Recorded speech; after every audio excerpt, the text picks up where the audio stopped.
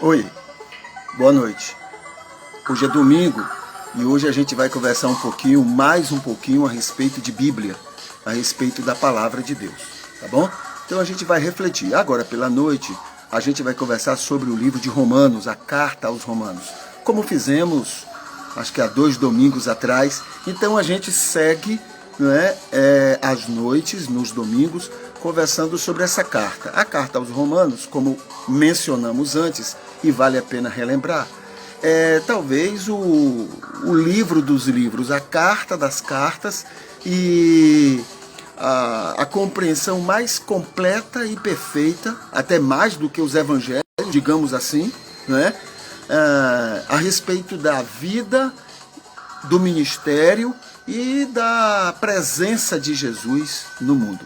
Tá bom? Então, o livro de Romanos é o livro dos livros, digamos assim, dentro da Bíblia, Então, quer conhecer bem a Bíblia, quer conhecer bem o ensino bíblico?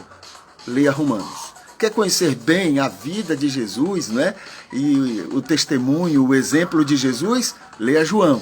Mas Romanos tem essa grande beleza. Outro livro muito parecido, com o livro de Romanos, e alguns entendem que seja um resumo, um resumo dessa carta aos Romanos, é a carta aos Gálatas.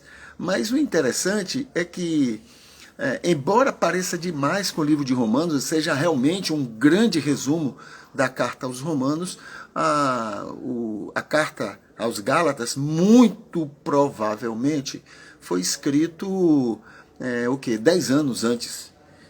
Foi quando foi a primeira carta, foi depois da primeira viagem missionária, quando Paulo esteve pela Galácia, esteve visitando e fundando igrejas ali naquela região, e quando volta para Jerusalém, então ele escreve, e alguns acreditam que foi logo após a sua volta, ao final da primeira viagem missionária. Ele escreve porque a carta dá a entender que ainda não havia acontecido o concílio de Jerusalém, que foi um concílio especial, digamos assim, no cristianismo, porque Paulo foi chamado para, junto com os apóstolos, decidir, junto com outros cristãos ali em Jerusalém, decidir sobre o que realmente se deve pregar, porque ele estava pregando uma coisa e mais ou menos os apóstolos estavam pregando outra. Os apóstolos estavam muito presos ao evangelho que deveria ser pregado aos judeus, e Paulo está preso pregando aos gentios. Então, muitas das exigências que eram colocadas pelos judeus, pelos apóstolos aos judeus, para os gentios não tinha sentido, porque os gentios estavam fora daquele contexto judaico. Então essa foi a discussão, acredito que esteja no capítulo 15, acredito, de Atos. Então a gente pode, quem estiver interessado pode dar uma olhada. Mas estamos mesmo no livro de Romanos, tá bom? Então eu vou ler os versículos e a gente vai comentar rapidamente alguns aspectos desse texto. Como eu disse, é o texto dos textos. E nesse primeiro momento, Paulo está fazendo uma saudação à igreja. É a introdução do livro, da carta, e ele está fazendo uma saudação, e ao mesmo tempo ele está dizendo para eles o seguinte, que eles eram dignos de muito elogio, porque enquanto ele esteve pregando em outras áreas, em outros locais, ele ouviu muito sobre aqueles cristãos ali de Roma, né? Foi quando ele então estava ansioso para conhecer esses cristãos. Então vamos ver. Então ele diz o seguinte no começo da sua carta aos Romanos: Paulo, servo de Jesus Cristo, chamado para apóstolo, separado para o evangelho de Deus. Então tem alguns aspectos aí que a gente tem que chamar a atenção, até para a gente aprender, né? A gente conhecer melhor exatamente o que é que a Bíblia está, o que é que a carta está querendo ensinar. Para aquela é outra coisa importante, viu? A Bíblia foi escrita para determinados destinatários. Agora, Deus usa, né, através do Espírito Santo, Deus usa esse texto para nos falar. A carta não foi escrita para a gente. E a gente tem que ter isso bem claro. Não só a carta. Nenhum texto da Bíblia foi escrito para você ou para mim. Foi escrito para um determinado destinatário.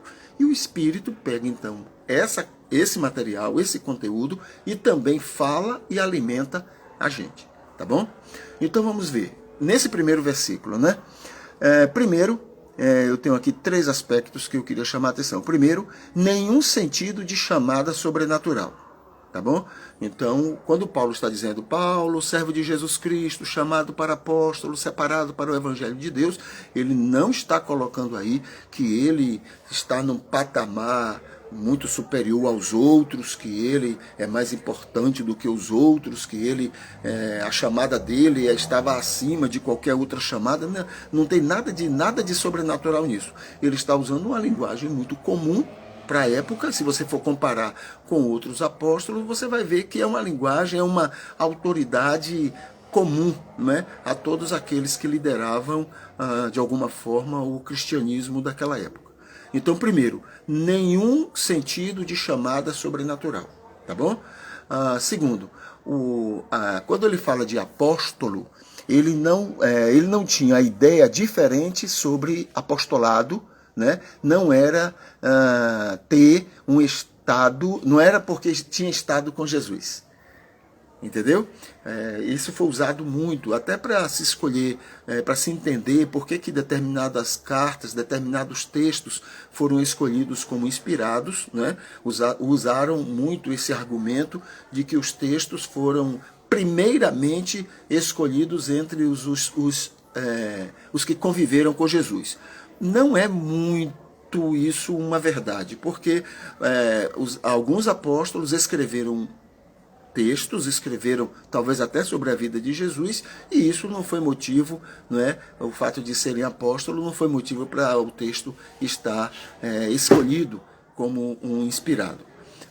Por que eu digo isto? Lucas, né, no capítulo 1, versículo 1 a 4, ele diz que muitas pessoas escreveram sobre a vida de Jesus. Muitas pessoas. E isso era mais ou menos o ano 59 e 60. Né? Então, muitos já tinham escrito sobre a vida de Jesus. E desses muitos, o que nós temos hoje é só o livro de Marcos, não é? Que foi entendido como inspirado. E assim mesmo, Marcos não foi apóstolo de Jesus. Né? Muito provavelmente, Marcos usou informações de Pedro, porque Pedro está muito presente ali naquele texto. Provavelmente usou muito das informações de Pedro, mas Marcos não era apóstolo e foi dos primeiros relatos sobre a vida de Jesus, foi então escolhido, foi aceito como inspirado. Então, apóstolo não quer dizer para Paulo que ele fosse extraordinário, que era o fato dele ter andado com Jesus, né? Então ele não tinha esse sentido. Até que ele brigou muito com os coríntios e com outros, né, outros grupos, outras igrejas, para poder ser aceito como apóstolo. Entendeu? O que pesou mais não foi a vida e a liderança dele, o que pesou mais foi o fato dele ter sido perseguidor da igreja. Né? As pessoas tinham muito medo disso. Né? Alguém que havia matado muitos cristãos em nome de Deus. Em nome de Deus. Né? Então ele quer dizer o seguinte: foi chamado para ser uma liderança espiritual no cristianismo. Isso quer dizer apóstolo. Tá bom? no entendimento de Paulo. Terceiro aspecto é separado, tem o mesmo sentido de apóstolo chamado, porque no texto ele fala que ele foi separado para o evangelho de Deus, versículo 1. Então, separado aí tem o sentido de apóstolo, de chamado. Foi chamado, foi escolhido para a pregação do evangelho. Nenhuma ideia de determinação de Jesus para aquilo apenas, né? Muita gente tem a ideia de que desde o ventre Deus havia apontado, você vai estar, né, sendo liderança. Não é esse o sentido que Paulo quer dar, tá bom? E chamado para ser pregador e líder na igreja de Cristo. Então ele foi chamado. Ele entendeu, né, e essa é uma experiência religiosa, ele entendeu de Deus que Deus o queria liderando e pregando, não é, o seu evangelho. Nos versículos 2 e 3, eu vou falar os dois versículos juntos, porque quando separaram o versículo 2 e 3, algumas pessoas têm encontrado algumas dificuldades, e eu vou mencionar aqui, tá bom? Então o versículo 2 e 3 diz, o qual antes prometeu pelos seus profetas, nas Santas Escrituras, acerca de seu filho, que nasceu da descendência de Davi, segundo a carne. Tá bom? Então esse é o versículo 2 e 3. Primeiro ponto que eu queria chamar a atenção aqui. A promessa de Deus pelos profetas foi sobre a vinda de Jesus. É aí que entra a confusão na cabeça de alguns. Se você for olhar na sua Bíblia, o versículo 2 fala o seguinte, o qual antes prometeu pelos profetas nas Santas Escrituras. Dá a entender que ele está falando sobre, olha lá o versículo 1, sobre Paulo, ser servo de Jesus Cristo, chamado para apóstolo, separado para o evangelho de Deus. Então dá a ideia de que ele está falando dos apóstolos. Mas quando você junta os dois versículos, né, você vai entender que ele explica, né? Olha lá, o qual antes prometeu pelos profetas nas Santas Escrituras acerca, então não é sobre Paulo, tá bom? Acerca de seu filho, que nasceu da descendência de Davi, segundo a carne.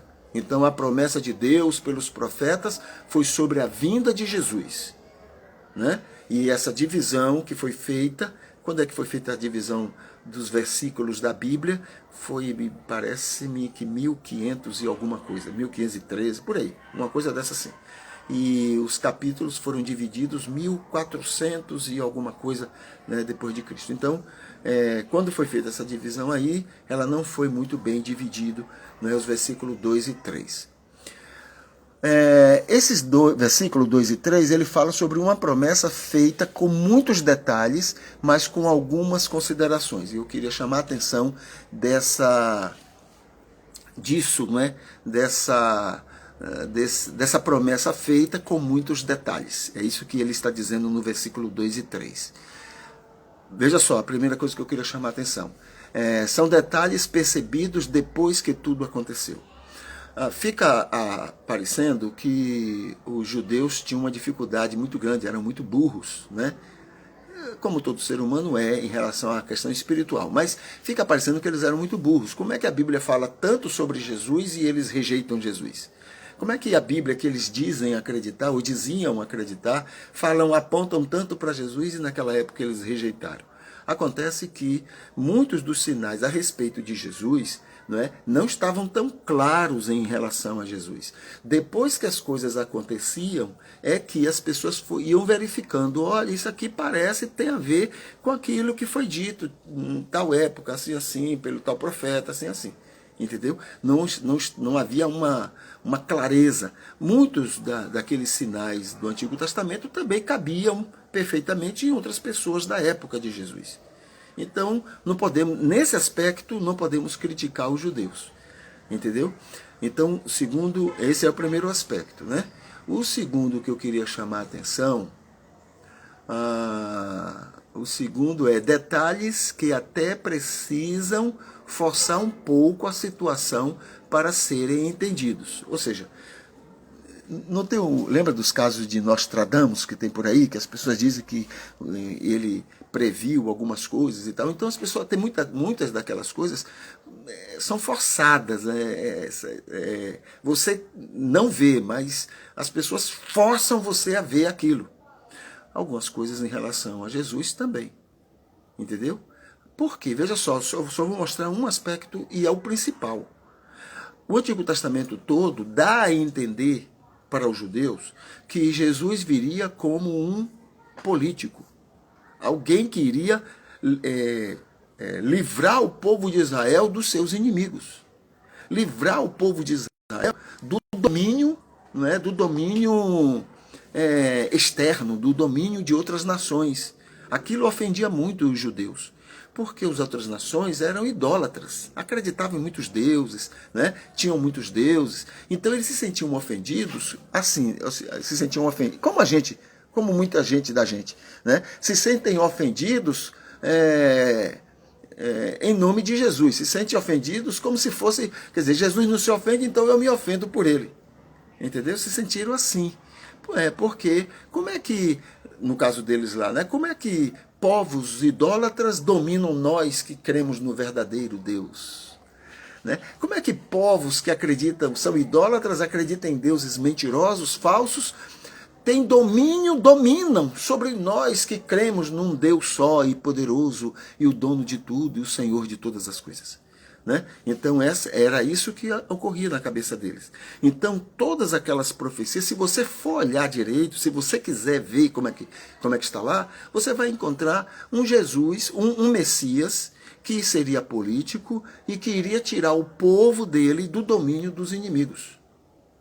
Entendeu? Então, para o judeu não era tão fácil. Eles estavam esperando mesmo alguém que viesse libertá-los, no caso da época de Jesus, libertá-los dos romanos. Né? Tudo começa, essas historietas todas de preocupar, esperar um político para dominar e tudo, e tirar o povo de Israel dos domínios inimigos, começa lá de Babilônia. Então eles passam a acreditar que Babilônia era o momento que Deus iria aparecer um líder para poder libertar aquele povo da Babilônia. Depois Babilônia passou, agora vai nos libertar dos persas. Né? Depois os persas passaram, agora vai nos libertar dos gregos. Aí os gregos passaram, ele vai nos libertar dos Ptolomeus, que eram as lideranças, né, do Egito, que dominaram Israel por algum tempo. Aí passou, agora Deus vai nos livrar Eutico, não é Eutico, tem o nome do líder, né, da Síria, que também era um general de Alexandre o Grande, e que dominou Israel por algum tempo, e esse foi um dos piores, porque sabe o que ele fez? Ele entrou no templo de Jerusalém, ele quebrou tudo, estragou tudo, prejudicou tudo, derrubou o templo, e ainda pegou um porco, matou, tirou o sangue e saiu aspergindo, né, por todo o templo. Por que tanta maldade, né? Por que tanta coisa assim, sabe? Porque o povo de Israel sempre foi um povo rebelde.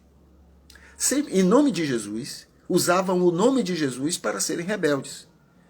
E Deus, não é o nome de Jesus, né? Usava o nome de Deus. Né? E Deus, né, através de Jeremias, chegava a dizer assim para eles, assim, cabeças, né? Cabeças. Em vez de ficar aí brigando e fazendo confusão em Babilônia, aceitem a situação. Aceitem a situação. Né? Submetam-se. Porque é assim que vocês vão ser bênção onde vocês estão. Não era do interesse de Deus ficar mostrando poder para o mundo. A gente gosta muito disso. A gente quer mostrar que o nosso Deus é melhor do que o dos outros. E que a gente crê no Deus verdadeiro. Deus não precisa disso, Deus não quer isso. Não é do interesse dele isso. Entende? Não precisamos isso porque não é a vontade de Deus esse tipo de coisa. Mas a gente insiste em brigar, fazer confusão para defender um Deus que não precisa de defesa. Eu não acredito tanto em Deus quando eu estou defendendo ele. Porque se eu cresce em Deus, para que defender Deus? Se ele não precisa, sabe o que ele sabe? Qual é a melhor defesa para Deus? Em vez de eu ficar brigando com o povo, ele quer que eu ame as pessoas, ele quer que eu vá estar com as pessoas, ele quer que eu vá proteger as pessoas, ele quer que eu vá ser luz com as pessoas, ele quer que eu seja sal com as pessoas. E essa é a maneira que eu tenho de defender Deus, é assim que Deus quer. E não fazendo confusão, briga, pegando em arma, sendo violento, xingando todo mundo. Né? Isso não tem nada a ver com Deus, isso tem a ver com outra coisa, não tem nada a ver com Deus, né? Está longe de Deus isso. Então, muito bem, nesse versículo 2 e 3, né, são detalhes que fazem muita diferença para a incredulidade humana. Não, aliás, que não fazem, né, muita diferença para a incredulidade humana. Veja só, tem todos aqueles textos, né? Mateus usa muito isso no texto. Para que se cumprisse o que foi dito aos antigos, assim, assim. Jesus fez isso e isso para que se cumprisse, porque queria mostrar para o povo para os judeus que ele estava cumprindo exatamente tudo aquilo que Deus havia mencionado antes, e ele então era o Messias. Só que não tem necessidade disso. Entendeu? Não tem necessidade. Então é isso que eu quero chamar a atenção agora, né? O Espírito convenceria e convence mesmo sem tais detalhes. A obra do Espírito é tão completa, é tão perfeita, que ele não precisa ficar provando, fazendo milagres para poder... Quando você vê muita gente precisando de milagre para acreditar, esses daí nunca vão acreditar. Porque por mais que ele veja milagre, ele vai querer mais milagres. E a fé não é resultado de se ver milagres. A fé não é resultado de se ver detalhes, cumprimento de profecias. A fé não vem disso. Entendeu? Porque as pessoas sempre vão estar incrédulas, porque isso não é suficiente para a cabeça delas. A única coisa que convence, presta atenção nisso para a gente não esquecer, está no texto bíblico. A única coisa que convence o homem do pecado, da justiça e do juízo, que é o que Deus quer, é o que interessa a Deus. A única pessoa que faz isso é o Espírito de Deus. Eu não consigo, você não consegue. Você pode botar a melhor pregação do mundo, você pode usar os melhores argumentos do mundo, você pode curar a torta e a direita, não vai mudar, porque isso não é suficiente para a incredulidade humana. A única coisa que funciona no coração do ser humano, na incredulidade do ser humano, é o Espírito Santo quando a pessoa, né? O Espírito convence. Quando a pessoa, então, se deixa convencer do pecado, da justiça e do juízo, então o Espírito vem e planta a fé nessa pessoa. Entendeu? É por isso que a Bíblia diz lá em Efésios, capítulo 2, versículo 8, né? E diz assim: pela graça sois salvos por meio da fé. Isso não vem de vós. É dádiva, é dom de Deus para o ser humano. Então, você pode fazer isso aqui para tentar convencer as pessoas, não adianta. Você sabe qual é o nosso papel? A gente confunde muito isso. Mistura muito, porque é uma ganância na gente de querer forçar as pessoas a aceitar o Evangelho. Entendeu? Fica nessa ganância. A gente quer mostrar que a maneira que eu prego alcança mais gente do que a maneira que o outro prega, Então fica nessa disputa. Não é esse o nosso papel. O papel da igreja não é convencer e converter pessoas. O nosso papel é testemunhar, é ser luz e sal. Só isso. O resto, o Espírito de Deus faz. Né? Lá em Atos capítulo 2, no último versículo 47, a Bíblia diz que a igreja de Jerusalém, né, ela caía na graça do povo. E todo dia o Senhor convertia pessoas. Veja só, caía na graça. Como é cair na graça? É saindo brigando com o povo? É saindo obrigando o povo a xingar a festa do povo? O povo está fazendo festa, fazendo carnaval. Então a gente vai arranjar um jeito de acabar com o carnaval, porque o carnaval é isso, carnaval é aquilo. O povo de Jerusalém, a igreja de Jerusalém não fazia isso. Ela caía na graça do povo. Ela ia pular carnaval? Não. Ela respeitava as pessoas. Você quer ir pular carnaval? Vá. Vá tranquilo que eu vou ficar aqui lhe ajudando, eu vou ficar aqui protegendo sua casa, protegendo o que for. Vá fazer o que você quer, respeitar as pessoas. Isso é cair na graça do povo. Isso é ser luz e sal. Quem convence ele de que o carnaval está certo ou errado, não é o seu modo de pensar, não é o seu modo de crer. Quem convence é o Espírito Santo. Quando eu creio nisso, eu não fico brigando com as pessoas. Mas quando eu não creio que é o Espírito que faz isso, eu quero provar por A mais B, haja o que houver, eu tenho que provar que você está errado. Não é esse o meu papel. Né? Jesus disse que veio ao mundo não foi para julgar ninguém, nem para condenar ninguém. Por que eu vim fazer isso? Não, não é meu papel, né? Então, o Espírito sabe convencer e converter, independente de tanta prova, de tantos detalhes, de querer mostrar que realmente é Jesus. Não, não precisa disso. Não precisa. O Espírito sabe como trabalhar isso, né? Então, vamos aqui ao versículo 4. Declarando Filho de Deus em poder, segundo o Espírito de santificação, pela ressurreição dentre os mortos, Jesus Cristo, nosso Senhor. Né? Então, esse é o versículo 4. Então, veja aqui, eu tenho 5 aspectos que eu queria chamar a atenção rapidamente. Primeiro, o título Filho de Deus tem um contexto da literatura apocalíptica. Entendeu? Esse é um título, quando fala lá em o Filho do Homem. Então, é a ideia de que ele é o dentro daqueles ensinos apocalípticos, ele era o cumprimento disso. Ele era aquilo que todo mundo chamava de Filho do Homem. Então não é um título dele, é um título que foi atribuído a ele, reconhecido nele. É isso que Paulo está dizendo nesse texto. Entendeu? Então, declarado quer dizer reconhecido como sendo filho de Deus. Né? Filho de Deus, aquele filho do homem esperado. E isso está desde Ezequiel. Então é da linguagem apocalíptica mesmo, não é? Essa figura. Segundo, filho de Deus em poder quer dizer reconhecido como sendo o próprio Deus. Né? Em poder, filho de Deus era o próprio Deus, com todos os poderes divinos, por isto deixou o ser Deus humilhando-se. É isso que Paulo vai dizer lá na carta aos Filipenses. Né? Ele vai fazer, agora Romanos aqui é 56, 57 mais ou menos, ele vai falar isso lá uns 4 anos depois, quando já estiver em Roma, ele vai estar então dizendo que Jesus era o próprio Deus que se humilhou, deixou o ser Deus e veio encarnar-se, tornar-se homem. Essa era uma grande humilhação. Né? Terceiro, segundo o Espírito de santificação, quer dizer o Espírito Santo, né? Ele era o próprio Espírito Santo, ele era o próprio Deus, né? Eterno. Então, era a maneira dele falar sobre a divindade de Jesus e em Jesus. E quinto, né? O nome dele é Jesus. Ele é enviado, ou seja, ele é Cristo. Cristo quer dizer enviado, né? Enviado de Deus. Então, ele é o próprio Cristo, Senhor, dono e rei de todos os salvos. Tá bom? Então, esse é o versículo 4. A gente vai ficar até o versículo 5, até o versículo 5. Pelo qual recebemos a graça e o apostolado para a obediência da fé entre todas as gentes pelo seu nome.